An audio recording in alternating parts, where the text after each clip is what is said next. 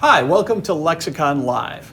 This is part of our webinar series on how to run your firm more effectively. Today we're focusing on client-centric approaches to maximizing your revenue.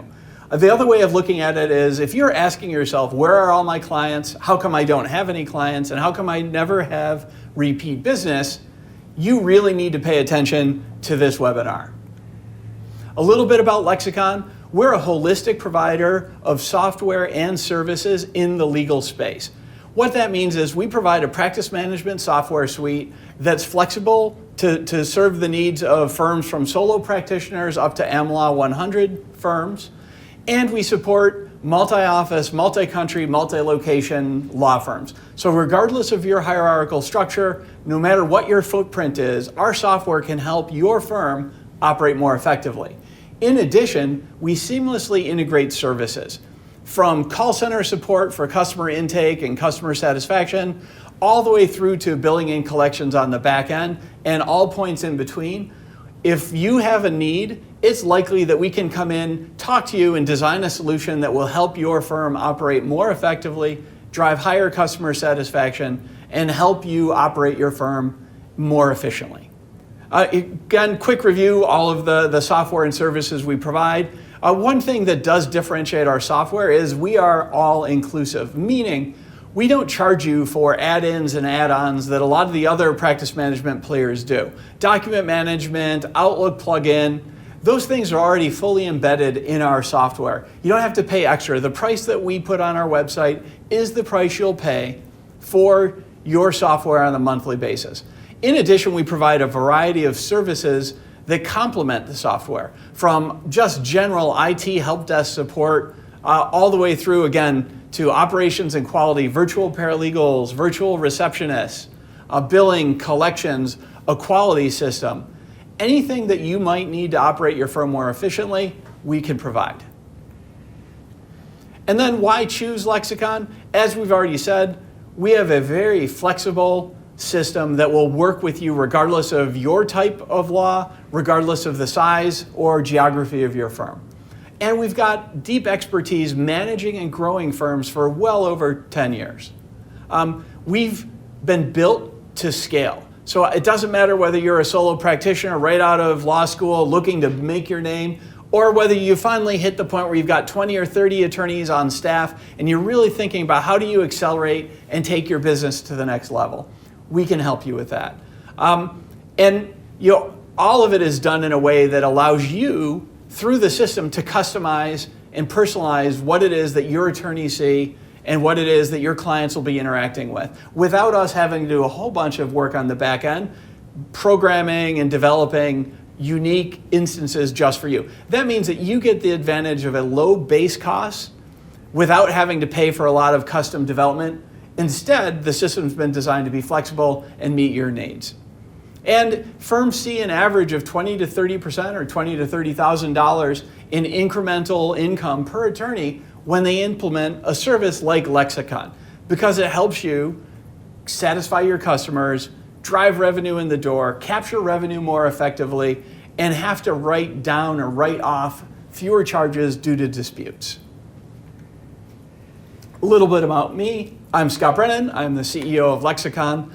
I've been here about 2 years, relatively new to the law space. Prior to this, I was in travel tech, and finance.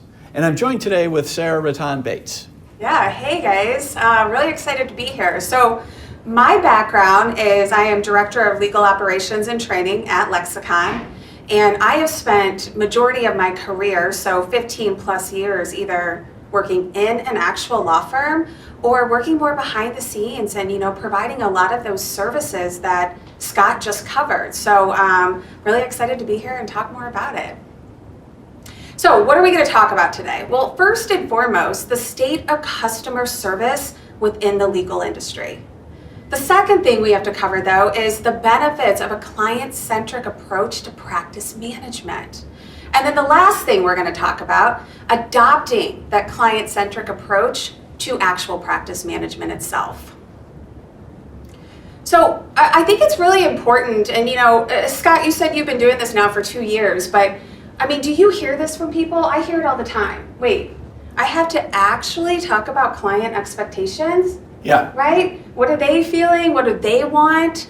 But it's a real thing where I think that being in the legal industry, it's slightly old school, right? But that you're the expert, but that you're not focused on that actual customer service component. So it actually does require more than just expertise. It's delivering those results. And by doing that, I mean, you're really going to have happy clients. You're going to bring more people in the door. You're going to maintain your reputation. And from there, you're going to grow your overall profit. You know, I mean, defining those client expectations, as we just said, I mean, it's expertise, but it's respect. It's also communication with these individuals. Yeah, also, I think a lot of firms may think, in order to do this right, I need to set up a very large quality system. I need to hire a company to come in and do a quality audit and build quality processes. And it doesn't need to be that complex at all. It's really about setting those expectations with the client up front so they know when are they going to be communicated, what is going to be communicated, and when can I reasonably expect this to be wrapped up, or at least get to some kind of a milestone phase where we decide, do we continue down one path or do we continue down another path and end it? Yeah, I agree. So I'm a big stats person. So really wanted to share some of this information that's out there and available to all of you as attorneys. But first one, fewer than 10% of potential clients actually speak with an attorney. So who are they talking to? Well, it could be your receptionist, it could be an intake individual, it could be a paralegal, but fewer than 10% actually get to build that connection with an actual attorney. More than 40% of people who leave a voicemail wait 2 to 3 days to hear back from somebody. Now, if that's me, 2 to 3 days, I mean, I'm moving on, right? I'm probably not calling back. I've already set my mind up that they're probably not calling me back, or they're just too busy to talk to me. 11% of callers hang up within 10 seconds of calling a law firm just due to frustration. And that could be waiting. You know, maybe they get that music in the background and it gives them a headache. Who's to say, right? But 11% of callers, they are hanging up within 10 seconds of calling. And then the last stat, bad customer service has lost companies in the US a total of $62 billion. And again, if you think about that and you're on the other end, you would probably be frustrated by those things as well. Yeah, so if we think about the benefits of that client-centric approach to practice management, right? You want to create an enjoyable experience so that your clients are coming in the door not frustrated with you. So your initial meeting with them, they're not pre-pissed off. They're coming in happy to be working with you, thinking they found the attorney who can help them solve their problem. It's going to generate customer loyalty, and it's going to demonstrate that you have value to the client. It definitely is going to enhance your market reputation. And later on, we'll talk about how social media is amplifying that market reputation pretty quickly if you start angering people. And the ones who are angry are more likely to go out and talk about you online than the ones who are happy. And then lastly, it creates a good work environment. When your attorneys are happy, right, because the clients aren't angry at them, you know, that creates a great kind of virtuous cycle where attorneys are happier, they put more into the clients feel that, they respond, and you're able to grow your practice in a very positive way. Yeah, so the other thing that we've seen is half of all clients express dissatisfaction with their attorney. And most of that really boils down to communication, right? You didn't tell me when you told me you would tell me the answer to this problem, or you're billing me, I'm getting bills, but I'm not getting any other communication from you. I don't know if there's an end in sight to this case or this matter for me. It's failure to properly set those expectations, and then failure to tell your clients where you are in the matter for them. And because of that, you've got half of all people interacting with an attorney are angry and dissatisfied as a result of that interaction. And it's not just because people don't like to have to go to attorneys to resolve legal matters, right? If you have a client-centric approach to practice management, it does create that enjoyable experience for your customers. They're going to feel valued. They're not going to feel like they're somehow annoying you by coming into your office to give you their money, right? But keep in mind, again, people generally aren't coming into a law firm because things are going well in all other parts of their life. They're probably coming in because they have a stressful event outside of their interaction with you, which is driving them to find an attorney to help them resolve that problem. Your clients are coming to you already under stress, already feeling like something is going on in their lives that they can't control or isn't happening the way they wish it would. You're now going to compound that by walking them through what to them is going to feel like a very complex and arcane legal process that also is going to cost them money. So, as we mentioned earlier, unhappy clients will talk about you online. Happy clients will tell others about you, but not at the same rate. And referrals count for a lot in this business. And nearly half of all consumers are asking their friends and their family for referrals. It's no different in the practice of law than it is in other professional services arenas, where people are going to rely on the experiences of the people they trust to determine whether you're somebody that they're going to want to work with or not. And it costs 5 times more to acquire a new customer than it does to maintain a customer relationship. And depending on the field of law that you practice, there should be opportunities for you or your firm to have repeat business with those clients.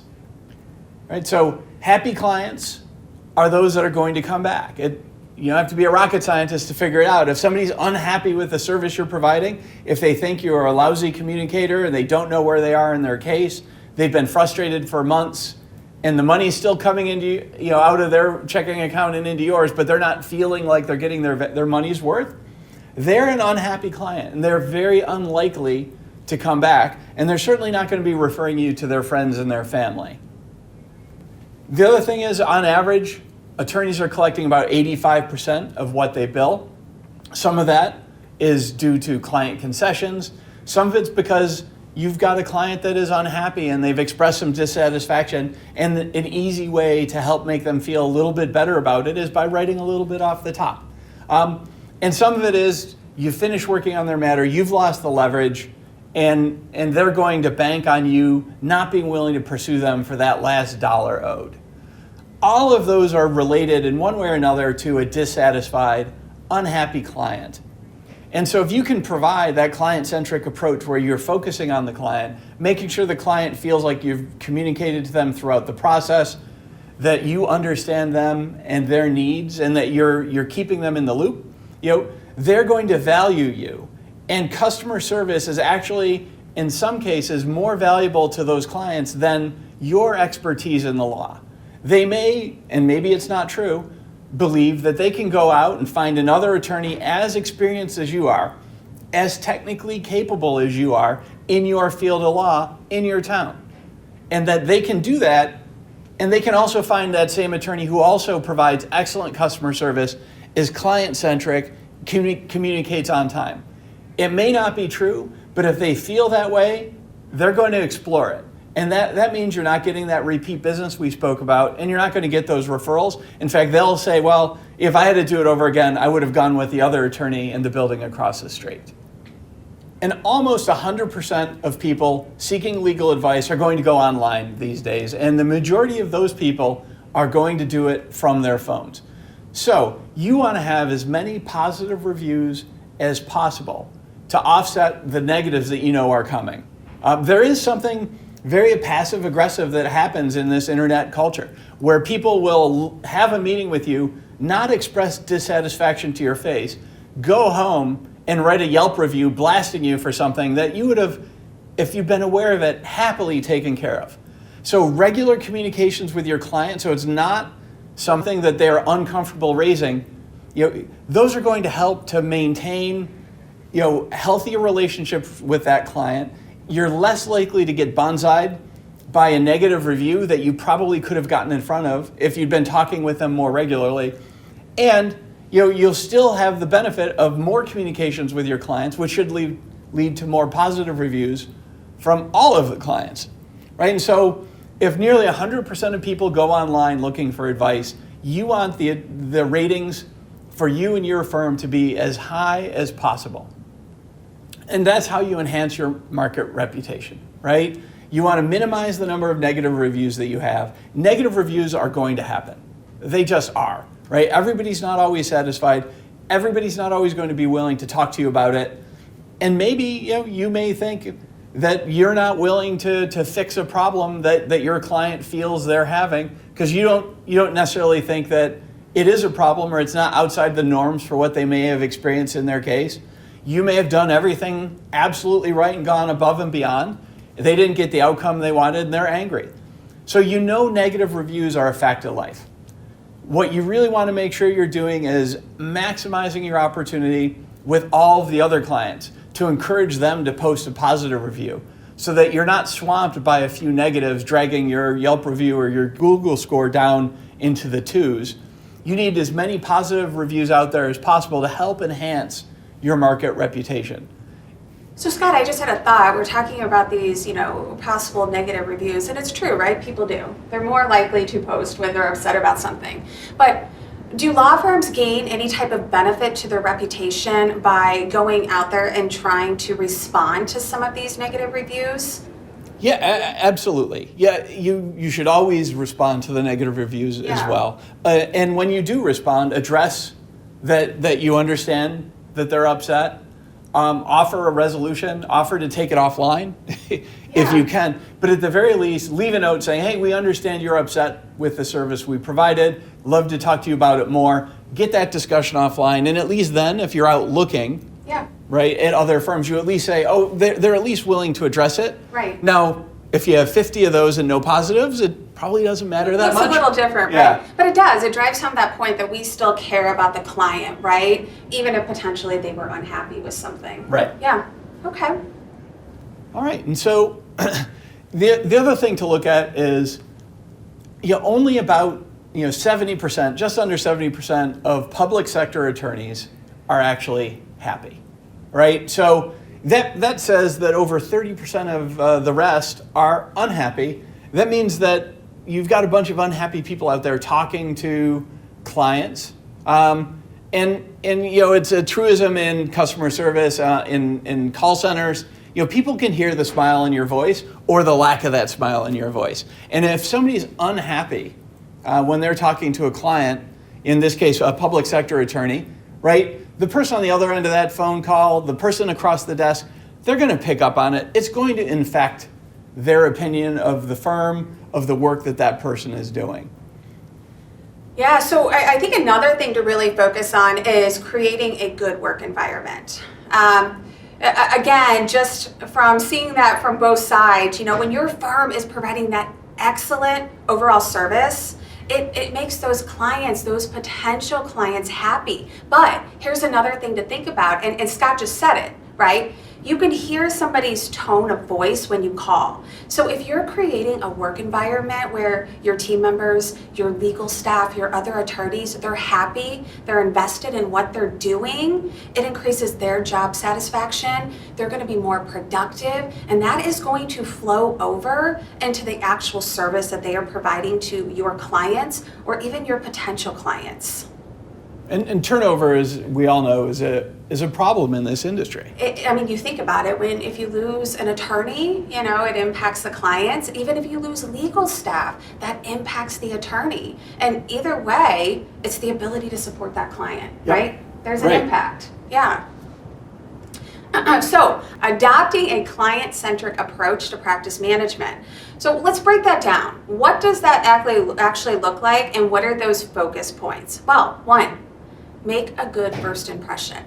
That first impression may not always be you, but that goes back to creating that strong work environment. It means when somebody's coming into your office for the first time, that first point of contact is receptive, they're open, they're greeting these individuals with a smile on their face. And it also means you as the attorney, the first time you sit down with them, understand the client, the potential client. Get to know what those needs actually are so you know how to best assist them. Share your knowledge, right? You're attorneys, that's what you're there to do. Make sure that you are providing them with as much information up front as possible. I've actually heard a lot of attorneys say, well, why would I want to give that away for free? Well, the hope is they're going to retain your services, right? I mean, be diplomatic in what you tell them and what you don't tell them, but make sure that really you are selling your service. You are sharing your knowledge so they know you are the best for them.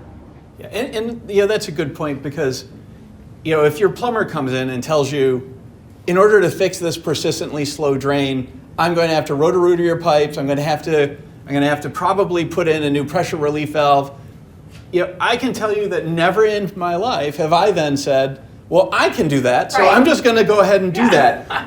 Why do attorneys, almost as a class of people or professionals, universally think that somehow, if they did that to me in the practice of law, I'm going to either decide to represent myself or go to law school, get a degree, put my matter on hold for 4 years. And they're not. And then represent myself. Right, you're right. And they're not. They're just going to go find somebody else, right, who is more forthcoming and upfront with them about what they could do and how they potentially see this playing out, right? Yep, absolutely. That's a great point. And I would never try to fix those things myself if my plumber said that's what they had to do. But communicate consistently. And, I hope nobody's feeling like we're beating a dead horse on this one, but it's important. It is so important that you understand that the communication is what matters, right? Your client may not always like what you have to say, but you're being open and you're being honest, and that is going to be something that they truly, truly appreciate. Again, I've had a lot of situations just in my past where people say, I can't ever reach my attorney. Nobody calls me back. It just makes them angry. It breaks down that working relationship, and as Scott was talking about before, it is going to impact the reputation of your company online. Understand your client and potential clients. So understanding their needs, that's a little bit different. Understand who you're talking to, who you market to, who you are trying to bring in the door.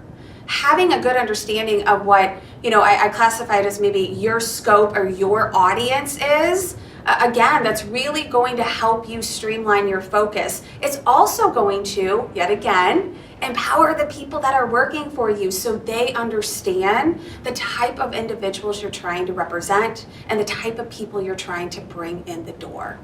And utilize the software. It blows my mind that there are still law firms out there who do everything by paper. They don't have any type of software system in place.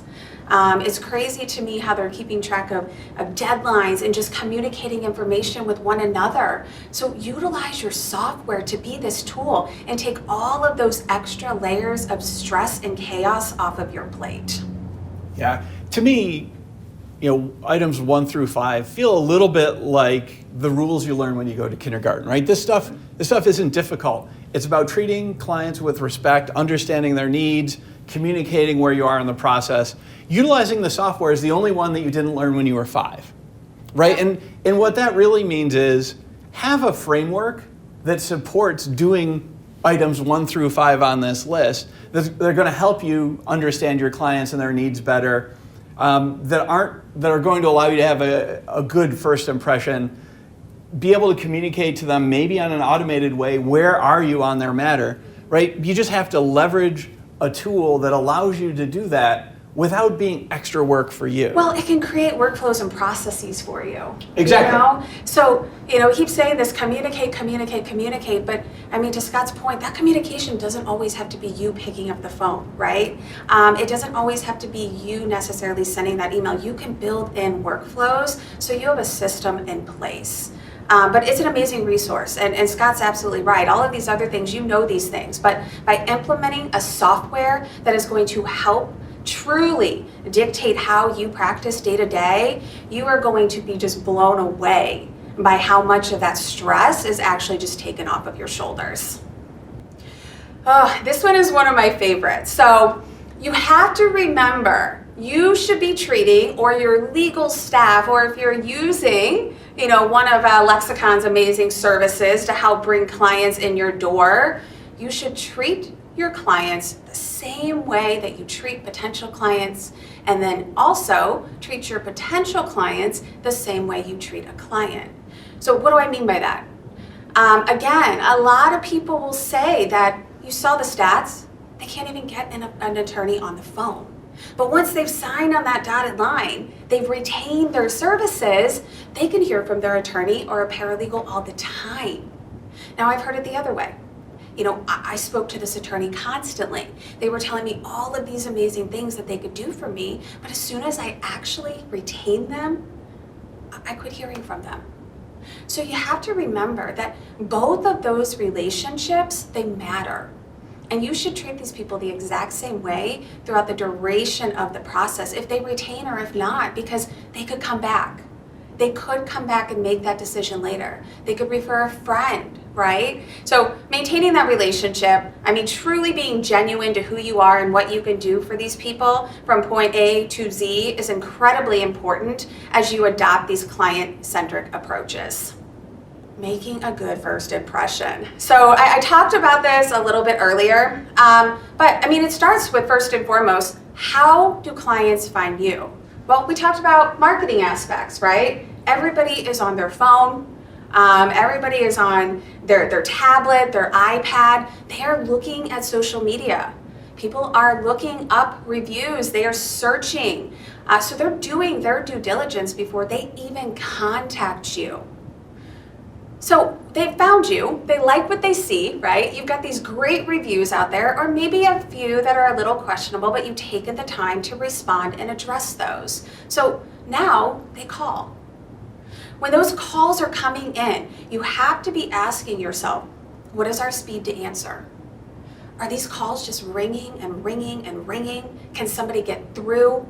Is it going to voicemail? Again, we talked about the tone. You can sense somebody's enthusiasm just in the tone in their voice. So who's answering your call? Do you have that standardized message? Are they happy? Are they helpful? These are all incredibly important things, and a lot of these things can be addressed, again, by just defining who you want to be in this process. Maybe it's some training that goes into it. So they've called, you've done all of these things right. They've maybe scheduled some time to meet with you now. What happens from there? Well, you really have to get that process started. You could offer online scheduling. If maybe actual person-to-person is not ideal for you, I would recommend doing it even if you would prefer people talk to an actual person, because a lot of people these days, they don't want to talk to people. I schedule my doctor's appointments online. Yeah. Do you? Yeah, totally. My dog groomer, my car, right? I really don't want to talk to somebody when I'm just scheduling an appointment. So think about it if you don't have online scheduling as an option. And again, I say that though, in addition to that first call, talking to somebody one-on-one, because there are people out there who still want to have that connection. Availability. So if somebody is called, right, or let's say they go online to schedule and there is no free time for a week, maybe it's 10 days, they're going to be irritated. They're going to look elsewhere because they probably want to get in quickly. If they're calling you, if they're reaching out, it's because they have something going on in their life that they want to address. So have availability. Consider bringing other attorneys into this process if you need more people to meet with potential clients. But again, not having time slots that are either blocked, bringing more people into that consultation or that face-to-face meeting type of structure could potentially impact your ability to get people in the door to potentially even meet with you. If you are a law firm that uses an intake form, have it ready. Consider, how can we send this out to people in advance? Let them fill it out before they come in. It's going to save time for them. It's going to give you a little bit more insight on what's going on with them. I would make sure that it's not incredibly burdensome and robust so that a potential client's looking at it saying, oh, this is so much information, I don't want to complete all of this, but streamline it. What do you need to know? what information has to be gathered that you could do through an intake process versus having to 10 minutes, 15 minutes when they come in the door to fill out all of this information. And again, I use the doctor's office approach, but I know that anytime I see a new medical provider, they send me the form, right? Which is better than filling it out on a clipboard in the lobby. Absolutely, right. Yeah. And a lot of the times, if you're doing that electronically and you have a software in place, it integrates with the software and then it populates right into your system. So you're also eliminating some of that manual entry. So again, we're saving time here, right? And nowadays, everyone likes to save time. So moving on to more things you could be doing to make a good first impression. Understanding the process. Again, we've talked about this many times, but communication, it is so incredibly important, but it is also important to listen. You know, I always say that in the legal industry, you wear a lot of different hats, right? And many days you are maybe a therapist, but people want to tell their story. Now, I understand you cannot give all of your time to somebody who just wants to talk, but you have to hear them, because if they don't feel heard, they're not going to feel like you guys might be a good fit. So remember to communicate, be upfront, be honest with them, tell them what you can do, talk about those costs, talk about your process, but listen to them as well. When you are communicating with your client, promptness. So if somebody reaches out to you and it's via email, don't let that email sit for days. They're going to feel ignored. It might be challenging, but try to commit to a response time. Maybe that is end of day, that is the next business day, whatever that is. Define what that looks like and be upfront about what that client should expect when the two of you are in fact communicating. Openness. So again, we've said this many times, but be upfront, be honest. If you don't know the answer to a question, say that. I am looking into that for you. I will get back to you. Expectations. A lot of these things fall back into that expectation bucket.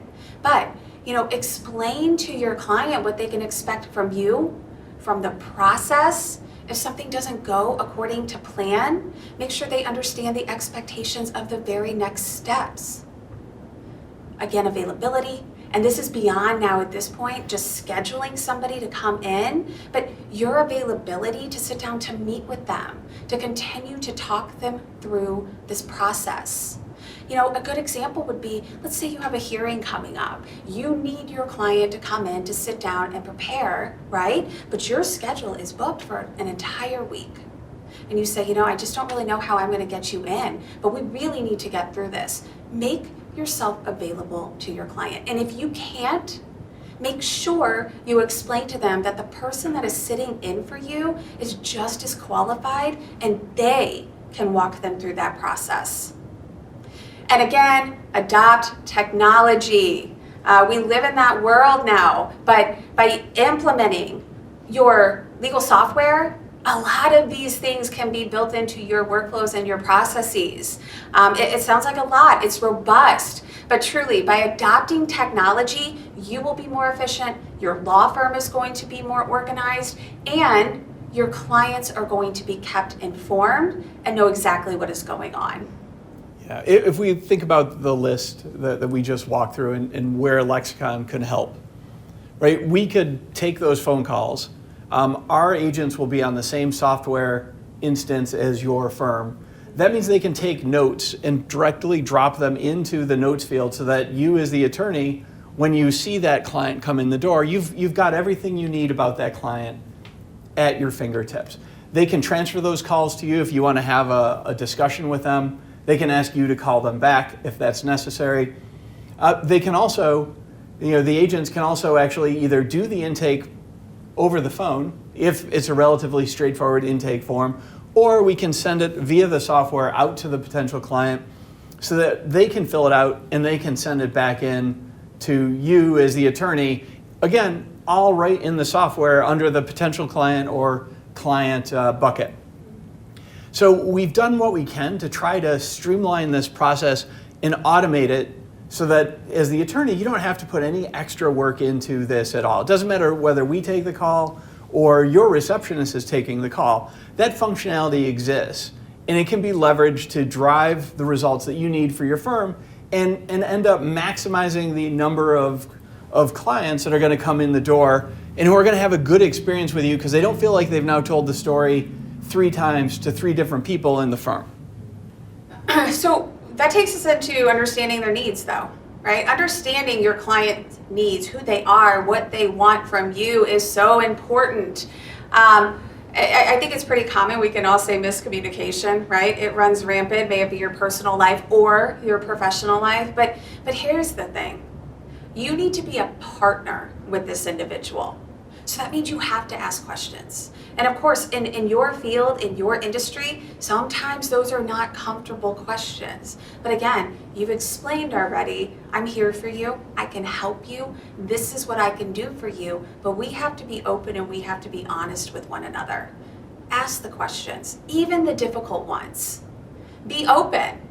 I know it sounds maybe strange, but not that I'm encouraging anyone to get too deep into your own personal life, but show your clients that you're a human being too.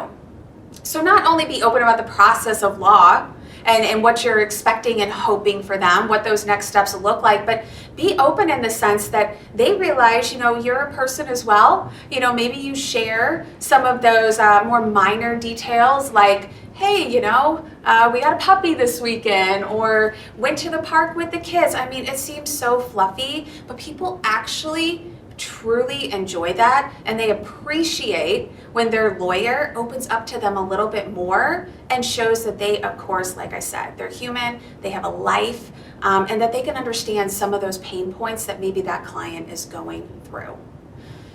Be appreciative. Again, I've heard this many times that attorneys, that lawyers think, well, I'm the professional, and you are. I mean, you are needed. This is clearly why this person has retained you. But again, they didn't have to pick you. They didn't. So be appreciative. Show that appreciation. It's little things, but I kid you not, the number of just emails or phone calls that I've seen or heard where people don't say, hi, how are you? They don't say thank you. They don't use words such as please. These are teeny tiny little things, but be appreciative that they're sharing with you. They're trying to stay connected of their time because it's also important to this process. Share your knowledge. We talked about this a couple slides ago, but even if it's not just you sitting face to face with this individual, talking about maybe some of settlements that you've been successful with, the number of clients potentially that the firm has retained. You could point people in other directions, again, to show the knowledge that you have or potentially the firm as well. So it could be blogs, case studies. I mean, those are great resources. White papers are available, and then even thoughts of leadership. What do I mean by that? I mean, you think about when you go onto a website sometimes, right? And the CEO or the COO, the executive partner, your owning operating partner, I mean, they're truly listing out how maybe they started the firm, what their expectations are, how they hope to, better the community, serve their clients. It's really, really good to point your clients not only just to those one-on-one conversations and what you've done, but to all of the available options that they have for them out there online to get a better understanding of the knowledge that you have and that the firm potentially can offer them as well. Yeah, and sometimes that might mean pointing them towards somebody who has a deeper expertise than you do in something. So don't be afraid to say, hey, we work with an alternative legal service provider. We work with a company that provides X. They do a ton of it, and here's what they've told us about this, and here's how I think that's relevant to your case. Yeah. So it doesn't have to be always you being the sole source of knowledge in the room. Right? You use the universe. We can't all know everything, right? And again, guys, communicate. I feel like if we could have, a flashing banner that says communicate and that was the only thing that you took from this, but consistently. I mean, again, you have got to talk about those costs. If there is a fee agreement, make sure you are explaining it from beginning to end. Talk about what they should be expecting, what your fees are. If you have any, I call them hidden fees, even though they're documented, but administrative fees. You know, you could talk about any type of disbursements you have, copies, mail, talk about it.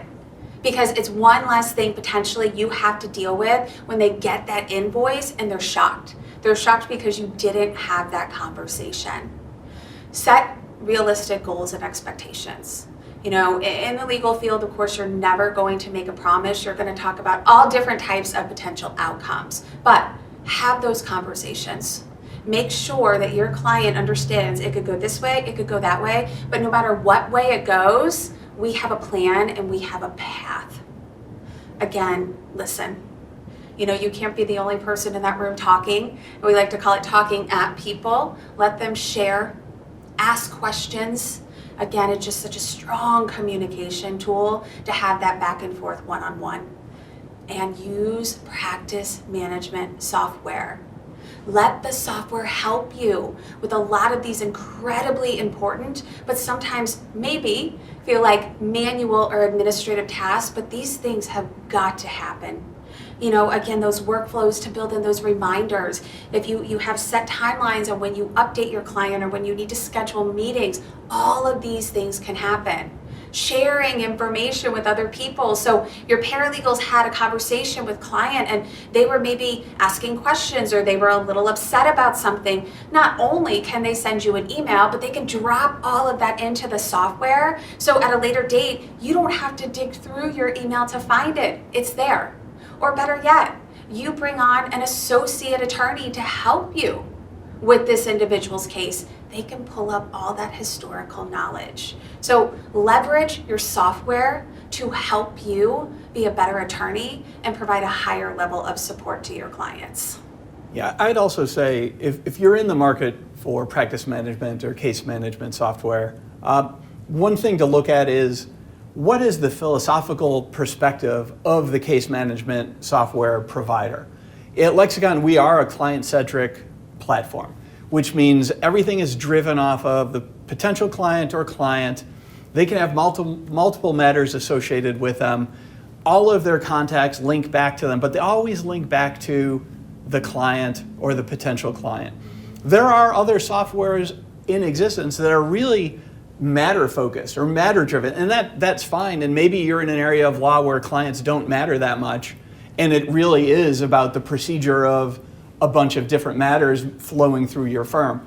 But I would argue almost 95% plus of law firms really should be thinking about client first. Yeah. And if you are in a client first environment, your software should also be a client-centric software. Don't be fooled into buying a matter-centric, workflow-only software solution, because you'll ultimately be frustrated. It will help you organize your business. It'll probably help you bill a little bit more, and it'll help you have slightly more satisfied clients. Just because process being in place is always a good thing. Yeah, yeah. But a client-centric software solution will really make sure the focus always remains on the client. Oh, asking for feedback. I know, we talked about it. Those numbers probably don't feel good, right? The number of people that leave those positive reviews. But here's what it says. When you as a firm, when you as an attorney say, I want to hear your feedback, again, it is just driving forward and reiterating that initiative that you care about the client, even if they were not 100% happy. But don't just do that at the end of the case. You should be encouraging that kind of feedback throughout the process. You know, a good point that Scott made earlier is that if you don't know there's a potential concern or issue, really hard to fix it. So how can you do that? Well, you can ask.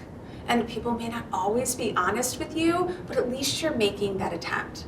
So follow up with your clients, ask them to leave feedback, see how you're doing, ask those challenging questions about where can we improve? You know, what could I have done better for you? You could do other things. So maybe you do implement a review or feedback process or submission process throughout either duration of case. Maybe for you it works better if it's at the end of the case, but if that's not something you have in place, If that is something that you need help with, I mean, this is another resource that Lexicon can certainly assist you with. Now, other options, of course, are online reviews. So you can most certainly ask people to go out there and leave those positive reviews for you. Again, if they have something constructive to say, hopefully, fingers crossed, that if you're asking for feedback throughout the process, you will have been able to correct whatever that type of issue is.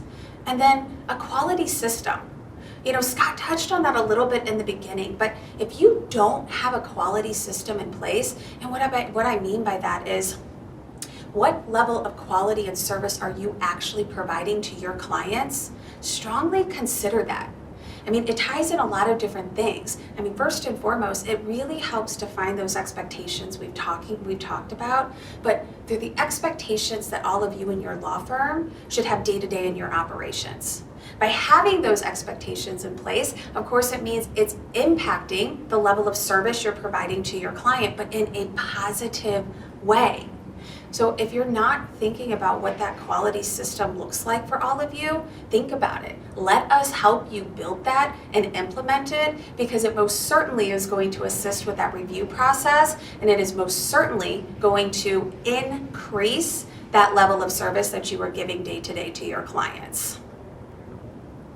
All right, so practice management software. We've spoken about it quite a bit today, but at the end of the day, if you're not using a practice or case management software, you're probably leaving good money on the ground every day, and you're probably not instituting great policies and procedures around billing, around bill collection, and even communications with your client. So go out, find a PMS that works for your firm, right? We're partial to ours. Ours is pretty flexible. It'll tailor itself to multiple practice areas and types of law. But find the one that works for you. Kick some tires, go on as many demos as you can to really understand what types of practice management software really work for you and work best with the type of law you practice and your personality as an attorney. Once you've got that practice management system, use it, right? So getting it is one thing. Migrating your data into it, putting your documents into a document management system in an organized way, there are massive benefits of just doing that. But use it religiously to track your time. Use it to write off and write down charges once you've exceeded caps that you might have in place with certain clients. Load rate tables that are client-specific, practice area-specific. Whatever you need, your practice management software should be able to handle and should be able to flex to make sure that it's giving you what your firm needs in order to succeed. But don't just install it, proclaim victory, and then continue practicing law the same way you always have, which is a trap a lot of law firms fall into.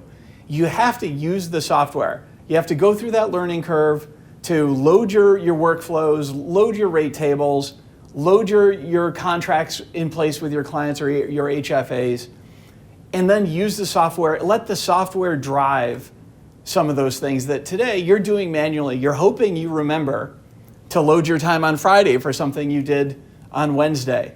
We know that's not effective. You're hoping you remember, I've just now entered this next phase of the case. That means I need to kick off a different workflow. Let the system help you do those things. It will take administrative burden off of yourself and the other associates and paralegals and secretaries in your firm. And it will drive happier clients because you will execute in a very procedurally consistent way going forward. All right, thanks for joining us on the walkthrough of how to make your law firm more effective with better client relationship management. I'd like to introduce Tom, one of our account managers, who will walk through a Lexicon demo showing you how the Lexicon software will support and help you implement a lot of the improvements that we talked about today. Thank you, Scott and Sarah. Super insightful discussion as usual. As Scott mentioned, Lexicon software is client-centric, so I'd like to take a moment to expound upon that.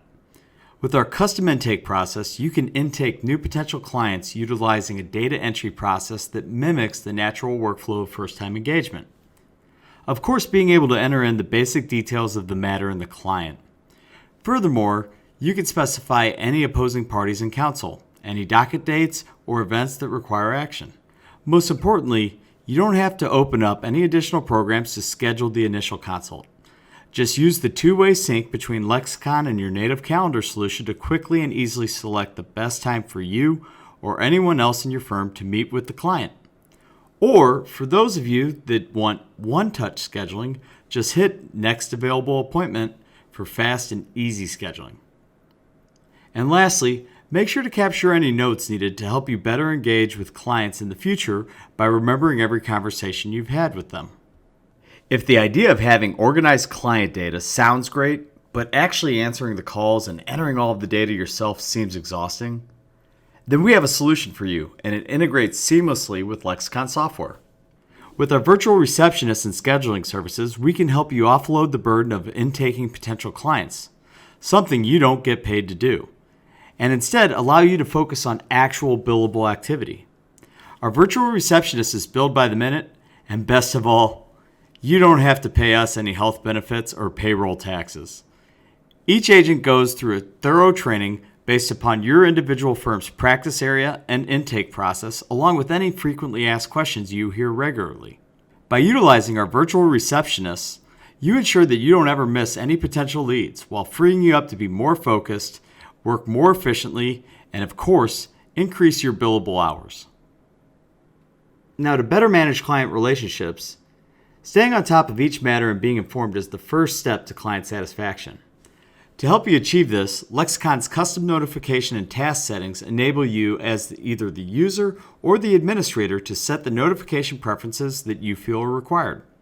You have many different notification options, such as if there's an auto payment failure, a new client or matter is assigned to you, even a reminder to enter your time before the billing deadline approaches.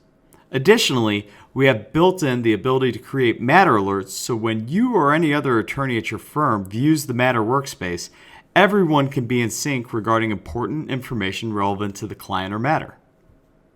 But making sure you stay informed is only one half of the client satisfaction equation. The other half is automating regular communication updates for each client to keep them abreast of the important updates and milestones for their matter. These text and email notifications help keep an open line of communication with your clients through each phase of the case. With Lexicon software, your clients become informed clients, which means higher satisfaction levels and more referrals. A positive reputation and more billable hours, that's a win-win for your firm. Back to you, Scott and Sarah.